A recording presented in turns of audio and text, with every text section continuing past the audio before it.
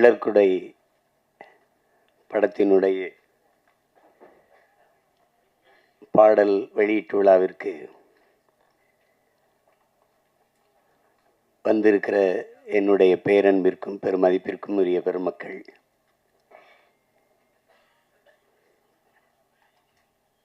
இந்த நிகழ்வை உலகெங்கும் வாழுகிற உறவுகளுக்கு கொண்டு போய் சேர்க்க இருக்கிற அச்சு ஊடக, காட்சி ஊடக என் அன்பு உறவுகள், இவ்வளவு நேராகியும் இன்னும் அரங்கை நிறைத்து அமர்ந்திருக்கிற என் அன்பிற்கினிய சொந்தங்கள் அனைவருக்கும் என்னுடைய அன்பும் வணக்கமும். இங்கே எல்லாரும் குறிப்பிடும்போது நான் வந்து ரொம்ப நேரம் காத்திருக்கிறேன்னு இல்லை. இந்த நிகழ்வு எங்கள் குடும்ப நிகழ்வு. நீங்கள்லாம் வந்து இந்த நிகழ்வில் இவ்வளோ நேரம் பங்கேற்று காத்திருக்கிறதுக்கு நான் தான் உங்கள் எல்லாருக்கும் அன்பையும் நன்றியும் சொல்ல கடமைப்பட்டிருக்கிறேன். வரும்போது என்னை வரவேற்க கூட தேவயானி அவர்கள் சொன்னாங்க, நீங்கள் வந்ததுக்கு ரொம்ப நன்றின்னு. இல்லை, எங்கள் படத்தில் நீங்கள் நடித்ததுக்கு ரொம்ப நன்றின்னு நான் சொன்னேன். ஏன்னா இது நாங்களோட குடும்ப படம்னு நினச்சி, எங்கள் குடும்ப படம்னு. கடைசியாக தான் கதாநாயகனாக நடித்த தம்பி விஜித்துக்கும் குடும்ப படம்னு தெரியுது. ஏன்னா அவருடைய பொண்ணு பாப்பாவும் நடிச்சிருக்காங்க. இது அது என்னுடைய அண்ணன் அதிகமான். இப்போ நாங்கள் எல்லாம் ஒரு குடும்பம். இப்போ நாங்கள் ஒன்றா இருந்து பயிற்சி எடுத்து வந்தவங்க. நான், என்னுடைய மைத்துனர் ராஜா, அதை சிவா ஆறுமுகம் எல்லாம். அப்போ கூப்பிடும்போது நம்ம இது எனக்கு உண்மையிலே தெரியாது தேவயானி அவர்கள் இதில் நடிச்சிருக்காங்கன்ட்டு.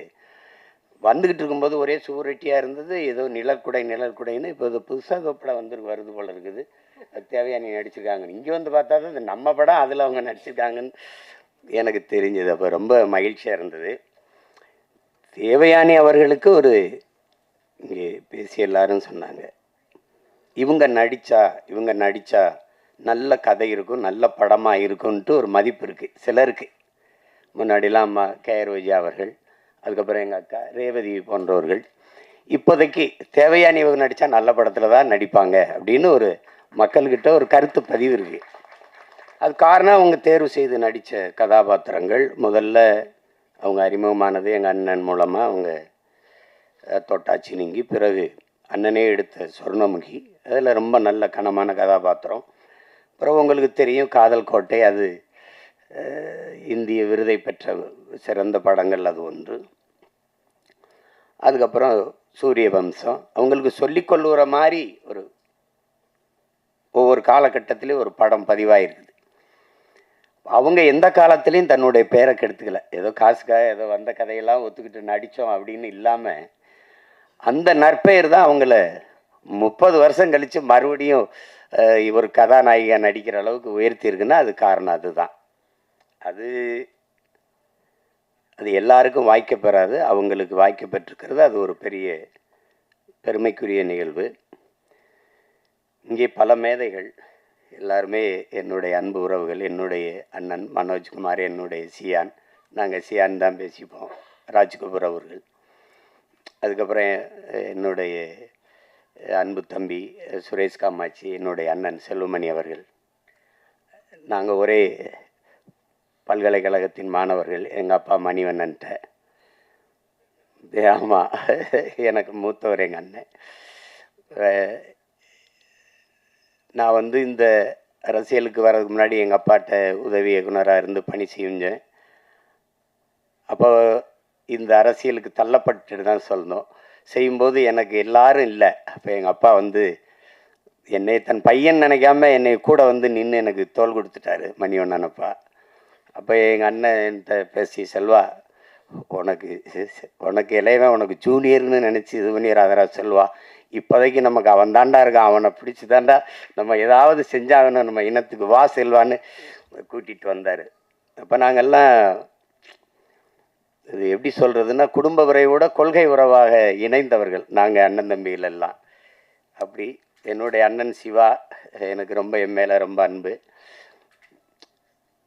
என்ன எனக்கு இன்றைக்கி வரைக்கும் ஒரு குற்ற உணர்வு. நானும் எங்கள் அண்ணனும் இணைஞ்சு பணி செய்யும்போது அதை ஒரு சிறந்த படமாக, வெற்றி படமாக தர முடியல என்னால். அதுக்கு இன்றைக்கு வரைக்கும் எனக்கு ஒரு குற்ற உணர்வு இருக்குது.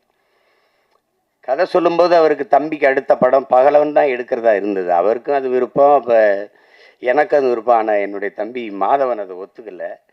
அது காரணம் ரொம்ப கடினமாக இருந்துச்சு. அவர் தம்பி படத்தில் அவரை ரொம்ப நான் கஷ்டப்படுத்திட்டேன்.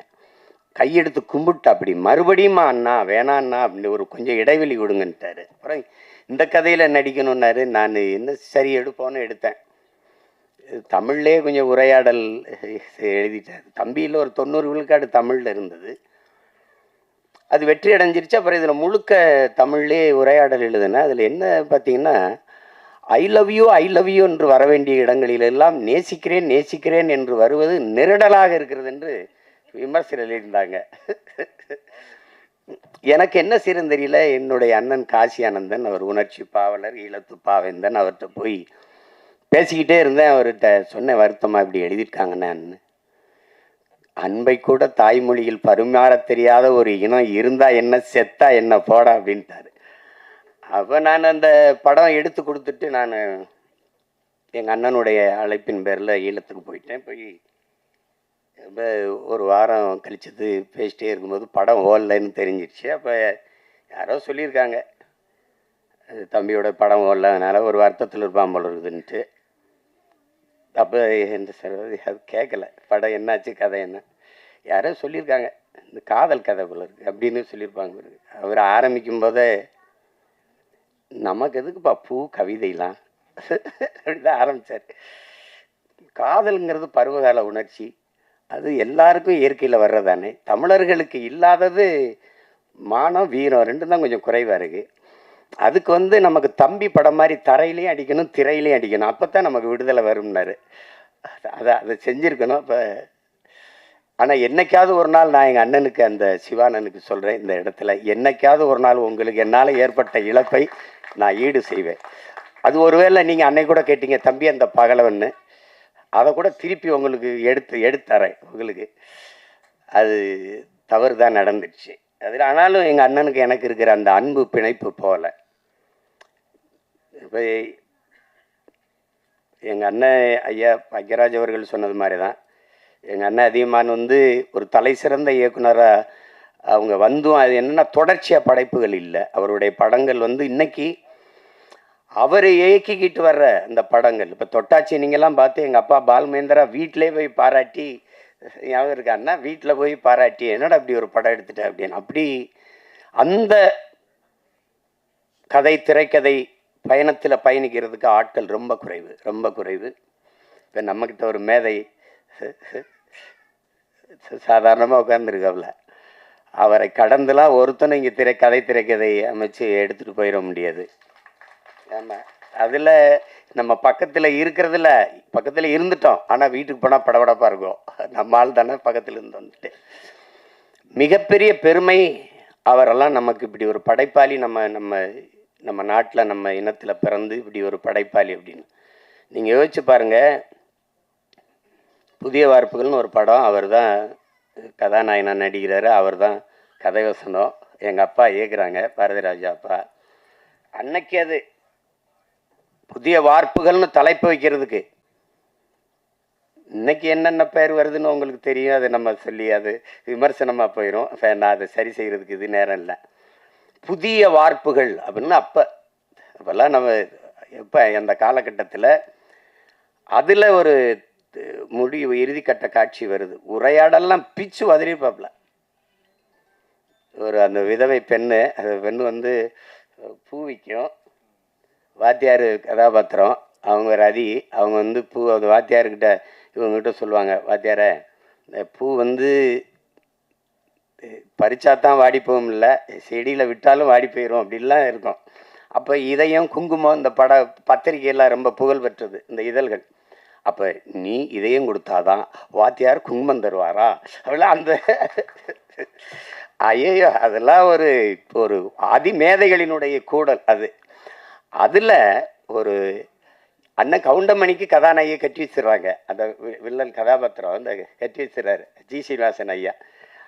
அப்போ ஆனால் இவங்க வாத்தியாரும் ஒரு காதல் இருக்குது. அப்போ ஊரை விட்டு ஓடும்போது அந்த விதவை பெண், அந்த பூக்காரி, இவர் இந்த காஜா ஷெரீஃப் எல்லாம் ஓடும்போது இந்த இந்த காதலர்கள் சேர்றதுக்கு ஒரு இடையூறாக ஒன்று இருக்குது. ஆனால் அவர் கட்டின தாலி இது ஒரு இந்த கலாச்சாரம் தாலிக்கு இந்த சமூகம் ரொம்ப முன்னுரிமை கொடுக்குது. அப்படியே பார்த்துட்டு டப்புன்னு அந்த தாலியை அறுத்துட்டு அவரே அறுத்துடுறாரு. கட்டின தாலி அவரே அறுத்துட்டு 2 பேரையும் சேர விடுறார். கையை பிடிக்கிறாங்க. அந்த விதவை பெண்ணை நிற்கிது, அந்த பூவித்த பெண்ணை. அதை கையை பிடிச்சிட்டு இப்படி போகும்போது புதிய வார்ப்புகள்னு போடுறாப்புல ஒரு எழுத்தாளர், ஒரு எழுத்தாளர். கொஞ்ச நாள் கழிச்சு அப்புறம் அவரே கதை திரைக்கதை அடித்து அந்தைய நாட்கள்னு ஒரு படம் வருது. அதில் இவர் காதலிச்ச பெண்ணு அது அண்ணன் ராஜேஷை திருமணம் பண்ணி போயிடுறாங்க. கல்யாணம் ஆயிடுது. அது அப்போ வந்து அவர் சேர்த்து வைக்க போராடி கடைசியாக உச்சக்கட்ட காட்சி வந்துடுது. 2 பேரும் இருக்கும்போது அவர் வந்து அந்த மருத்துவர் கதாபாத்திரம் வந்து இந்த காதலன்ட்ட சேர்த்து விடுறதுக்கு இது பண்ணுறாப்புல. இப்போ நம்மளால ஒரு ஹார்மோனிய பெட்டி வச்சுக்கிட்டு இந்த ஹரவர மலையாளத்தில் இதே டாக்டரே அது நீங்கள் புதிய நவீன 21ஆம் நூற்றாண்டு ஆள் தானே, 20ஆம் நூற்றாண்டு இல்லையா, 20ஆம் நூற்றாண்டு ஆள் தானே. தாலி அறுத்தடு எந்த காதலி உங்களுக்கு மனைவியாக வரும், ஆனால் உண்ட காதலி எனக்கு உன்ன மனைவி எனக்கு காதலியாக வராது. அப்போ அந்த அந்த தாலியை அறுத்து எடும் அப்படின்ன உடனே அப்படியே போய் அறுத்து எடுக்க முடியாது. அந்த பெண்ணு தாலி அறுத்துட்டு வர முடியாது. இது கையெடுத்துட்டு பட்டினா இதே மண்ணின் கலாச்சாரம் பண்பாடுன்னு பேசி பட் இந்த கிளைமேக்ஸ் ஓல்டு பட் கோல்டுன்ட்டு போயிடுவாப்புல. இதை யோசிச்சு பாருங்க. உலகத்தில் ஒரே ஆள் தான் தாலி அத்துட்டு போய் வாழ்ன்னு சொன்னால் அதே ஆள் தான் தாலி அக்காம வாழ். இதுதான் கலாச்சாரம் சொன்னது ஒரே எழுத்தாளன் தான். உலகத்தில் இப்படி ஒரு ரைட்டு எழுத்தாளர் இருக்கவே முடியாது. ஒரே எழுத்தாளர் இப்படியும் எழுதி நம்ப வைக்க முடியும். இப்படி எழுதணும்னா எழுத்தின் வன்மை, எழுத்தின் அழுத்தம் அப்படின்னு சொல்லாமடா. பொய்ய உண்மையில்லை, பொய் சாட்சியிலே நடிச்சவர் தானே அவரு. சாதாரண உட்காந்துருக்காப்ல. எங்கள் அப்பாவுக்கு ஒரு கிளைமேக்ஸு, எங்கள் அப்பாவுக்கு எழுதி கொடுத்தது வேற கைதின் டைரியில், அதுதான் ஆட்சிராஜ்தாலில் வந்தது.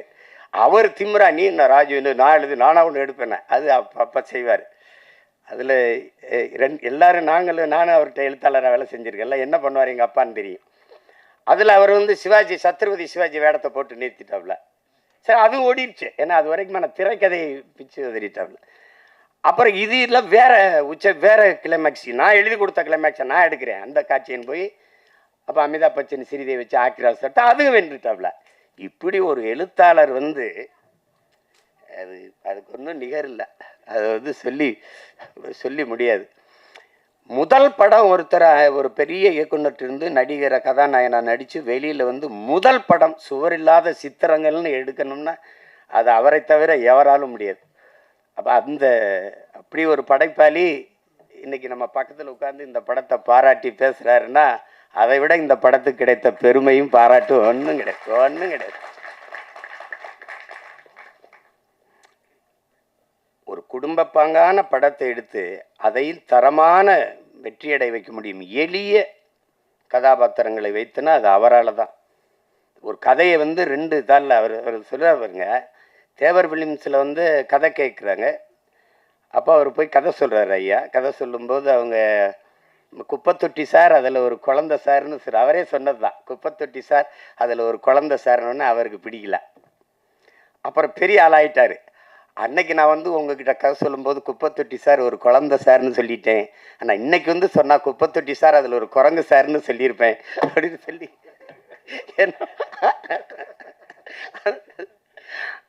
அது ரொம்ப சாதாரண கதை. ஒரு வாத்தியார் கை குழந்தையோட ஊருக்குள்ளே வரான்னு முந்தானை முடிச்சு ஒரு படத்தை எடுத்து, அப்போ எங்கள் ஊரில் பரமக்குடியில் எங்கள் அண்ணனுக்கு தெரியும், ராமநாதபுரத்தில் தான் ரிலீஸ் பரமக்குடியில் 2வது தரம் தான் வரும்.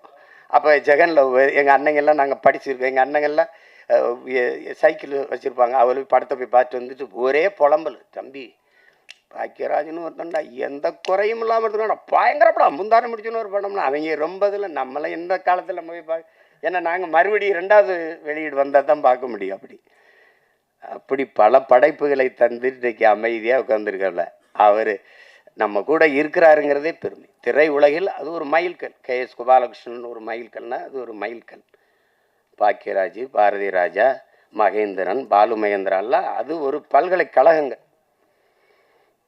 அப்படி ஒரு பெருமைக்குரிய கலைஞர் நம்மோடு இருந்து இந்த படத்தை வாழ்த்துறாருங்கிறத விட பெருமை வேறு என்ன இருக்குது சொல்லுங்கள். அதுக்கப்புறம் இங்கே இருக்கிற என்னுடைய தம்பி பேரரசு,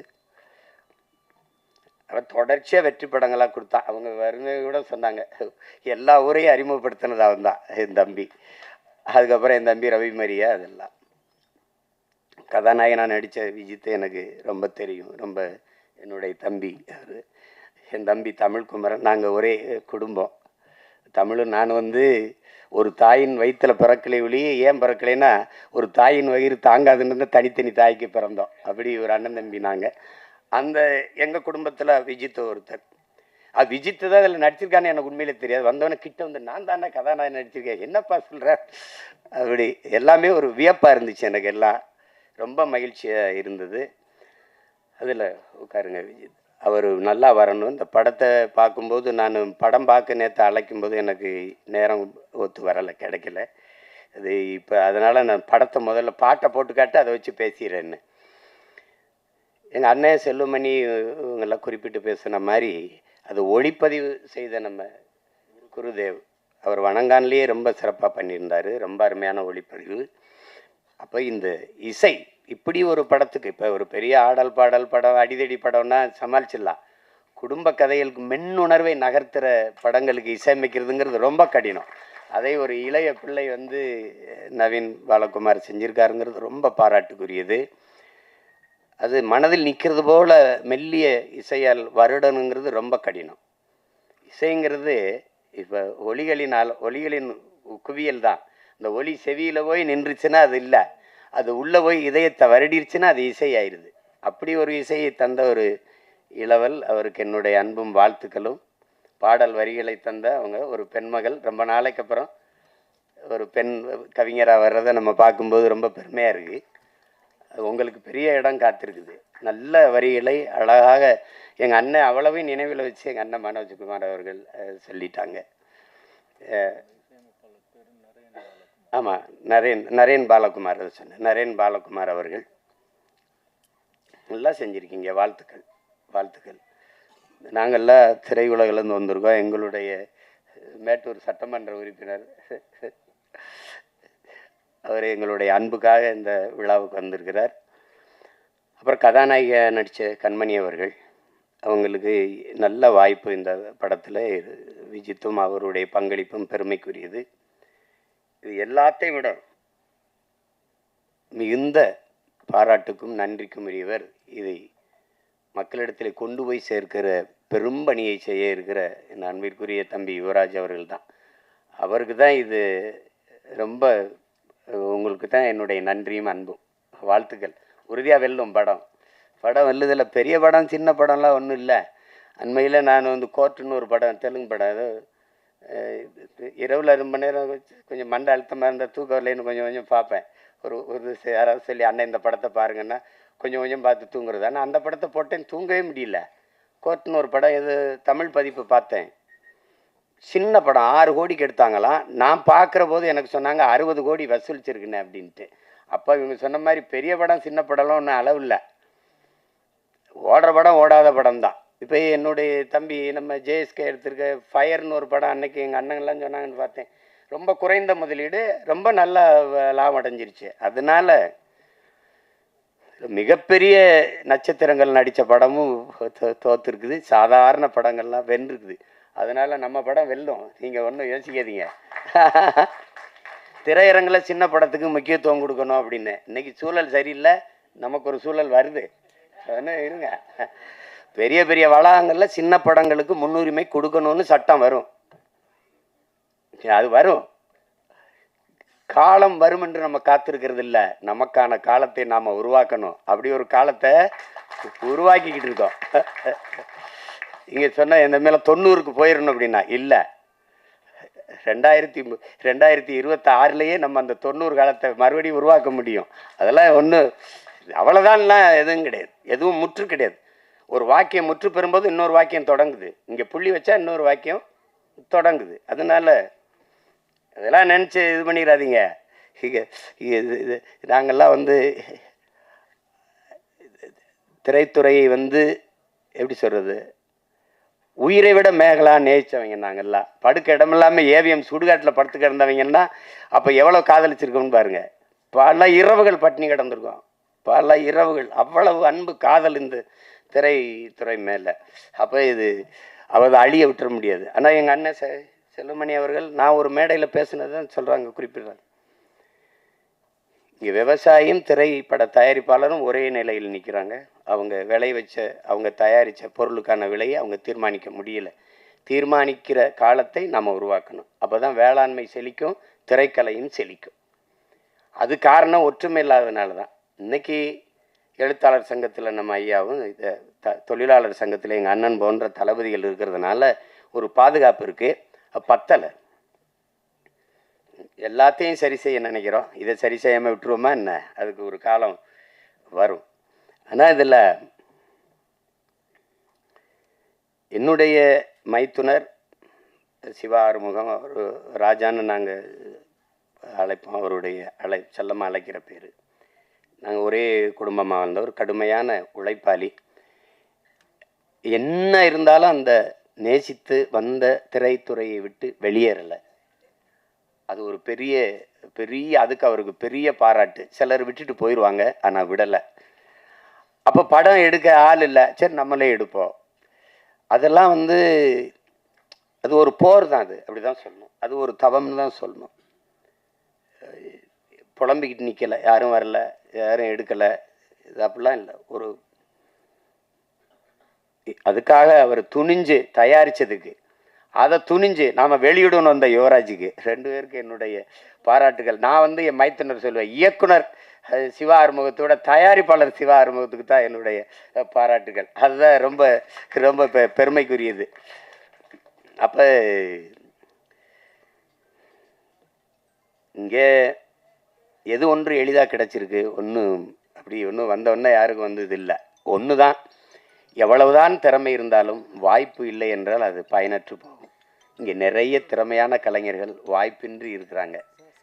அதில் இன்னைக்கு புதியவர்களை, தம்பி விஜித்தை, கண்மணி போன்றவர்களை, 2 அன்பு செல்வங்களை எல்லாம் பார்க்கும்போது ரொம்ப தேவயானி அவர்களே வியந்து பாராட்டுறாங்க. அந்த குழந்தையை அவ்வளவு அருமையாக நடித்து என்னுடைய கைக்குட்டை ராணியிலே நான் நடிக்க வச்சேன் அப்படின்னா அதெல்லாம் பெரிய வியப்பாக இருக்குது. அப்படிலாம் நினைக்கும்போது இந்த விழாவில் பங்கேற்றதில் எனக்கு பெரிய மகிழ்வு, மன நிறைவும் இருக்குது. தேவயானி அவர்களை நாங்கள் திரைப்பட நடிகையாக பார்க்க முடியாது. எங்கள் வீட்டு மருமகள், எங்கள் வீட்டு பெண், அப்படி தான் நாங்கள் பார்ப்போம். எங்கள் குடும்பத்தில் ஒருத்தராக தான் பார்ப்போம். அதே மாதிரி எங்கள் அண்ணன் பொண்ணு வனிதா வந்திருக்காங்க. வனிதாட்ட எனக்கு பிடிச்சது அந்த துணிவு, நினைக்கிறது செய்யணும். அந்த துணிவை எனக்கு பிடிக்கும். அது அவங்களுக்கு பாராட்டி. ஏன்னா நான் அந்த குடும்பத்தில் ஒருத்தன். அண்ணன் விஜயகுமார் அண்ணன் எனக்கு ரொம்ப பிடிக்கும். நான் அவங்களுக்கு தனித்த அன்பு. அதில் படத்தொகுப்பாளர், கலை இயக்குனர் விஜயானந்த், படத்தொகுப்பாளர் எல்லாருக்குமே என்னுடைய அன்பும் பாராட்டுகளும்.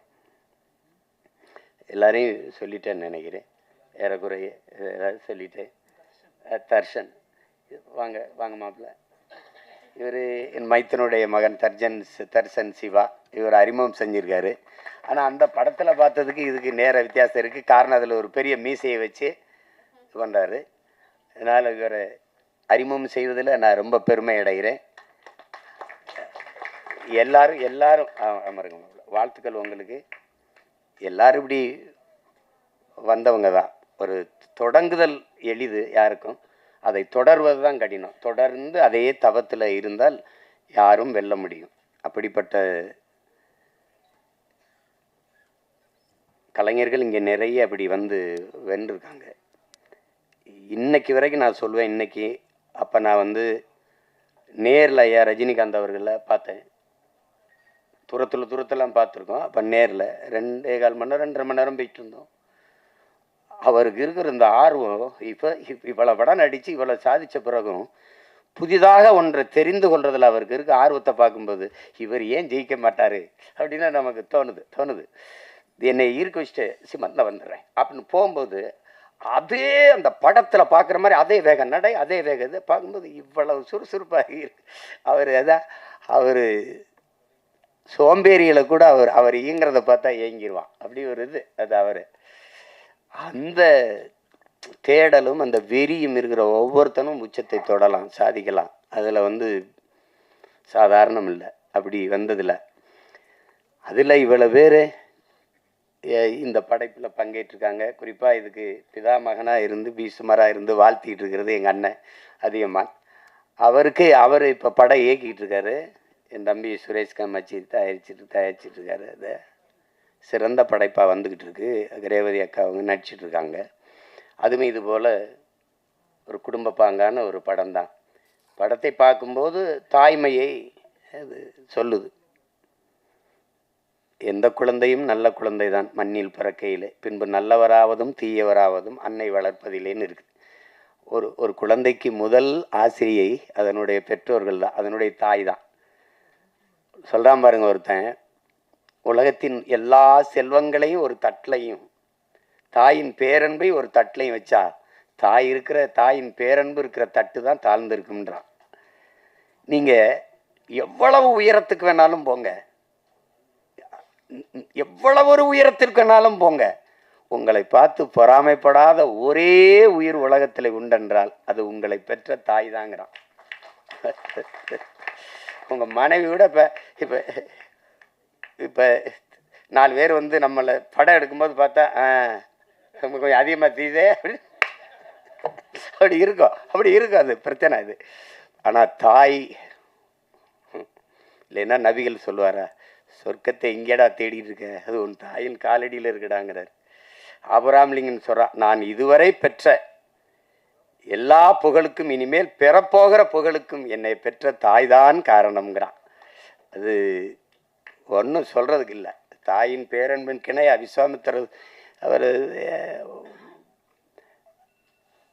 சொல்கிறார். அதை வால்மீகி சொல்கிறான், நீ வந்து ஆண்களின் எல்லா வெற்றிக்கும் காரணம் வந்து பெண்கள் தான்றான். வந்து பெண்கள் அந்த தாய்மையை போற்றாமல் ஒன்றும் இல்லை இங்கே. அதுதான் அதை தான் அந்த படம் வலியுறுத்துது. சுருக்கமாக அதை வலியுறுத்துது. அந்த தாய்மையை தாங்கி நிற்கிற தகுதி அந்த கதாபாத்திரத்தை ஏற்றிருக்கிற நம்ம தேவயானி அவர்களுக்கு இருக்குது. ஐயா பாக்கியராஜ் அவர்கள் சொன்னது மாதிரி நிழற்குடையே, இந்த படத்தின் நிழற்குடையே அவங்க தான். அது அவங்க போதும் தொடக்க காட்சிக்கு திரையரங்குக்கு மக்களை அழைச்சிட்டு வர அவங்க ஒரு படம் போதும். அதுக்கப்புறம் உள்ளே வந்தால் பார்த்த எல்லாரும் நிறைவாக சொல்கிறாங்க, எனக்கு பார்க்குற வாய்ப்பை நான் பெறலை, ஆனால் விரைவில் நான் பார்த்துட்டு அதுக்கான வாழ்த்தை நான் எழுதுகிறேன். படத்தில் பங்கேற்ற அனைத்து கலைஞர்களுக்கும், பின்னிருந்து உழைத்த அனைத்து தொழில்நுட்ப கலைஞர்களுக்கும், இவ்வளவு நேரம் இந்த நிகழ்வை பதிவு செய்து கொண்டிருக்கிற அச்சு, காட்சி, ஊடக என் உறவுகள், இங்கே அரங்கை நிறைத்து அமர்ந்திருக்கிற என் அன்பு சொந்தங்கள், விழாவிலை பங்கேற்று வாழ்த்தி அமர்ந்திருக்கிற பெருமக்கள் எல்லோருக்கும் என்னுடைய அன்பும் நன்றியும் வணக்கம். இந்த நிகழ்வை மிக அழகு தமிழில் தொகுத்து வழங்கிய தொகுப்பாளர், நெறியாளர் ஐஸ்வர்யா அவர்களுக்கு என்னுடைய அன்பும் வாழ்த்துக்களும்.